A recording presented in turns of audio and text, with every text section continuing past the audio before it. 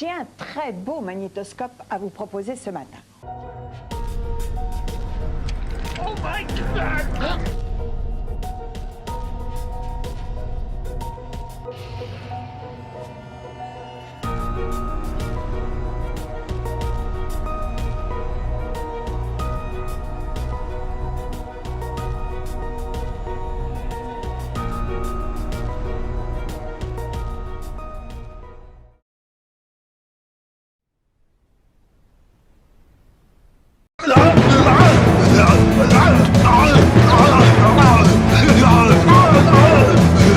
Bonjour à tous. Alors aujourd'hui on va parler Heroic Fantasy et plus particulièrement de films de barbares et voilà, et de ses sous-genres aussi. Alors bien évidemment, qui dit film de barbares, le maître étalon, c'est le film de John Milius, Conan, avec Schwarzenegger.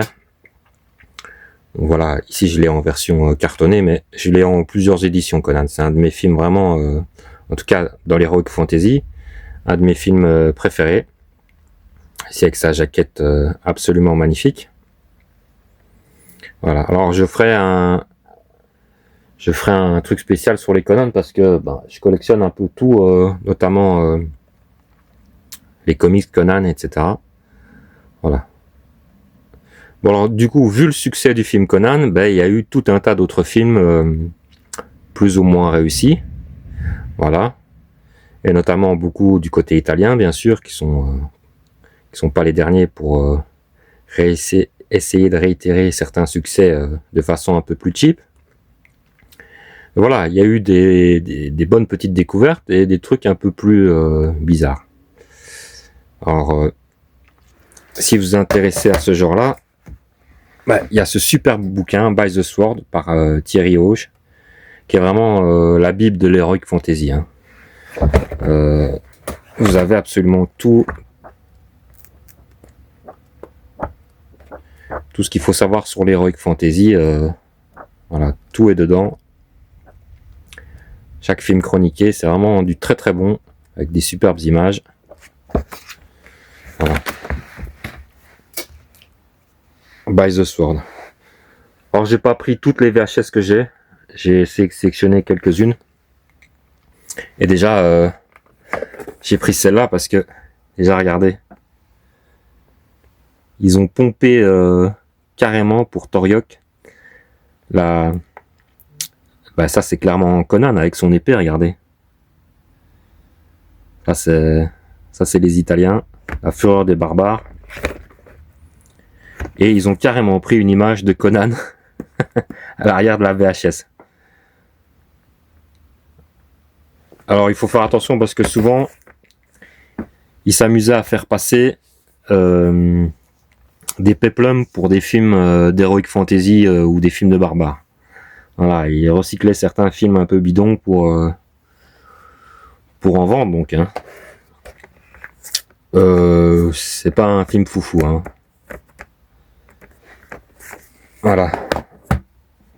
Alors celle-là je vais l'évoquer parce que c'est de l'Heroic Fantasy mais pas vraiment. Gore c'est une très bonne série de livres.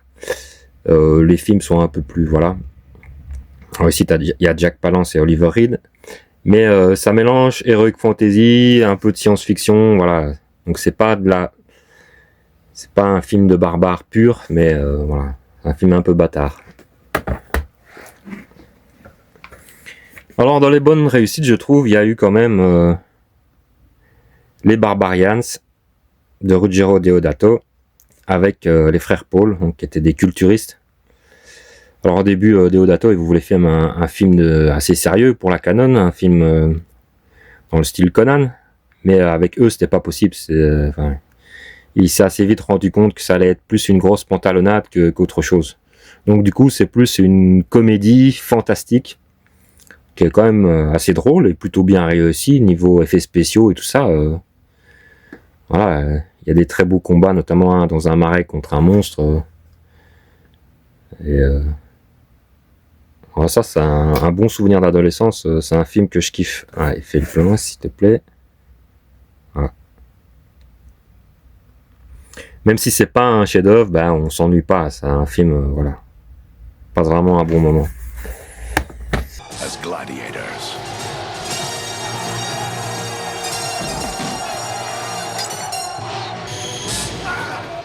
Fight or run. The Barbarians. Alors, beaucoup moins bon celui-là. C'est Kane le mercenaire, donc avec David Carradine. Alors en réalité, déjà petite chose sur la jaquette, vous pouvez voir que la fille elle a 2 paires de seins, ce qui est assez original.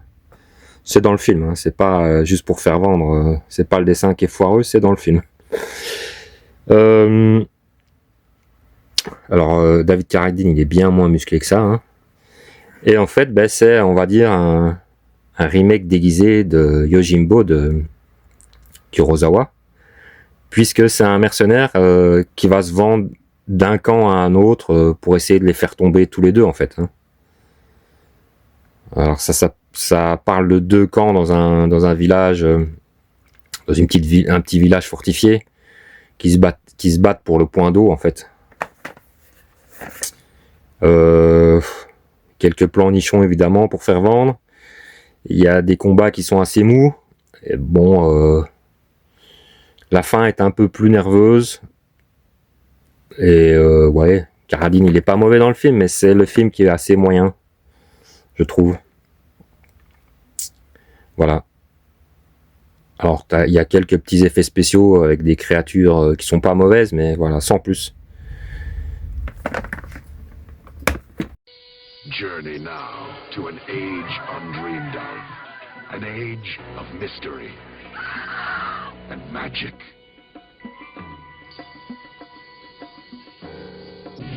Of swords and sorcery.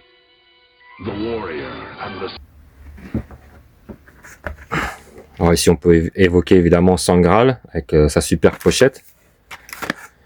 Ouais, ça c'est vraiment un pur film de barbare, ça c'est vraiment de l'heroic fantasy. C'est pas mal, hein, c'est loin d'être un chef-d'œuvre, mais ça se regarde.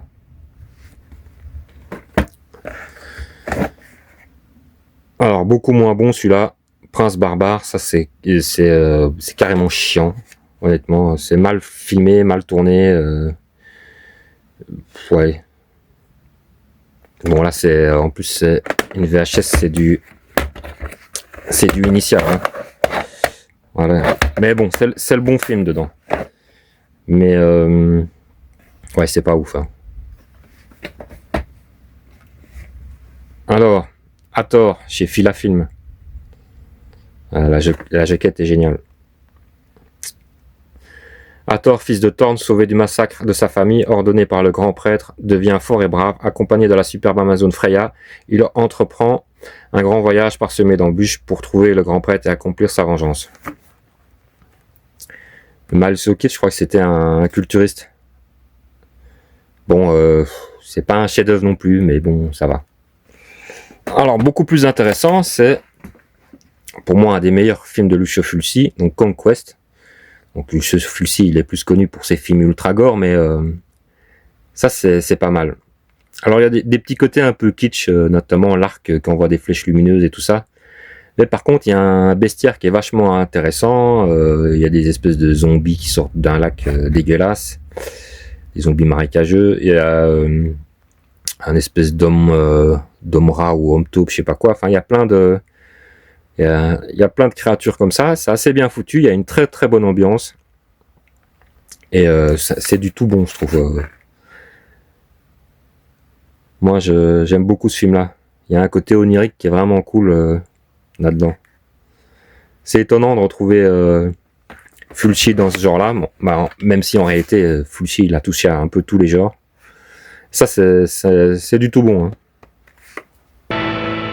From a place beyond time comes a terrifying challenge beyond imagination.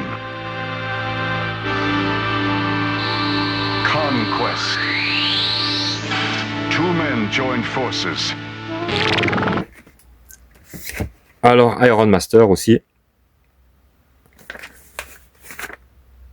Voilà, ça c'est du Umberto Lenzi. Lui aussi, il a touché un peu à tous les genres. C'est pas mauvais, mais la réalisation est très plate et voilà. Maintenant, c'est pas un nanar non plus. Hein. Ça se laisse regarder.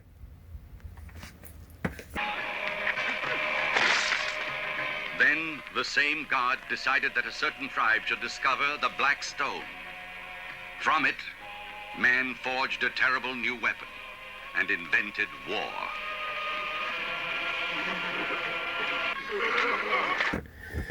Et alors, pour moi, le meilleur sous Conan, bah c'est celui-là, c'est Undra. Donc ici, ils ont remplacé Schwarzy par une gonzesse. Le seul défaut du film, je trouve, c'est sa coupe de cheveux qui fait pas très réaliste, on dirait une permanente. Mais sinon, déjà regardez la jaquette qui est magnifique. Sinon, c'est pour moi vraiment le meilleur sous Conan. La très bonne heroic fantasy, les acteurs sont bons, les combats sont excellents, les effets spéciaux, tout est réussi. Voilà. C'est un peu un film de vengeance après que sa tribu se soit fait massacrer, on va dire. Et mais c'est tout bon, voilà.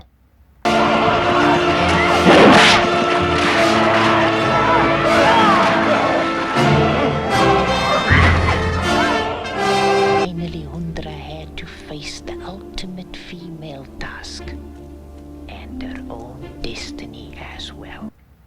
Alors il y en a un que je recherche, que j'ai pas encore, mais j'espère mettre la main dessus assez vite, c'est She. Mais voilà, c'est encore un film un peu bâtard, parce que c'est entre Heroic Fantasy et un peu SF, il y a un petit côté SF post-apo aussi dedans. Voilà. Alors il y a eu un sous-genre, parce qu'on parle d'Undra, mais il y a eu un sous-genre, c'est les films d'Amazon ou de barbares au féminin, on va dire. Voilà. Avec des superbes jaquettes, ça c'est, je crois que c'est Boris Vallejo qui a fait la couverture, ou en tout cas ils lui ont piqué. Ouais, voilà, on voit sa signature ici, Boris Vallejo. Chez Unicorn, ça. Alors je vais faire gaffe parce que c'est un sous-genre avec beaucoup de plans nichons. Celui-là, il est pas ouf dans mes souvenirs, mais je l'ai vu il y a un paquet de temps. Mais bon. Barbarian Queen. I'll be no man's slave and no man's whore. And if I can't kill them all by the gods, they'll know I've tried. Wanton warlords. Alors c'est clairement un genre fait... c'est du cinéma d'exploitation, donc film d'Amazon, c'est beaucoup, faut montrer des plans riches. Donc voilà, ça c'est encore une couverture de Vallejo. Amazon. Celui-là est un peu meilleur. Honnêtement, on s'emmerde pas dans celui-là. C'est les Amazones contre un espèce de sorcier, c'est pas mal. Il y a des bons petits effets spéciaux, les combats sont intéressants. Ah, celui-là, je le conseille. Alors celui-là, de Victor Salva, La Reine des Amazones, celui-là je l'ai pas encore vu honnêtement. Pour moi, c'est probablement un peplum qu'ils ont déguisé en film d'Amazon. Mais voilà, peut-être que je me trompe. Faudrait que je le regarde. Chez René Château Vidéo. Alors j'ai pas tout sorti, hein, j'ai fait un petit florilège. Il y a des films que j'aurais pu mettre dedans, genre Yor, Le Chasseur du Futur, mais encore une fois c'est un film bâtard qui mélange heroic fantasy, science-fiction, voilà, mais il y en a beaucoup d'autres, j'en ai pas mal. C'était juste pour vous montrer un petit peu toutes ces VHS là. J'adore l'heroic fantasy. Même les films moyens, voire mauvais, voire très mauvais, je passe un bon moment à les regarder. Voilà. C'est un genre qui vend du rêve. Alors, pendant tout un temps, les Italiens, ils ont fait des sous Conan, bien sûr.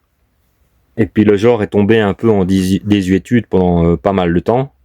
Alors il y a eu quelques films américains pour raviver un peu la flamme, notamment un très bon Disney, Le Dragon du Lac du Feu. Là je parle plus de pure heroic fantasy, hein, pas de film de barbares. Et voilà. Mais c'était de temps en temps, il ressortait un film, jusqu'à ce que le genre revienne à la mode, évidemment, avec la sortie du Seigneur des Anneaux. Et là, on a eu de nouveau une nouvelle vague de films d'heroic fantasy. Là, j'ai l'impression que ça se calme un peu. Et voilà.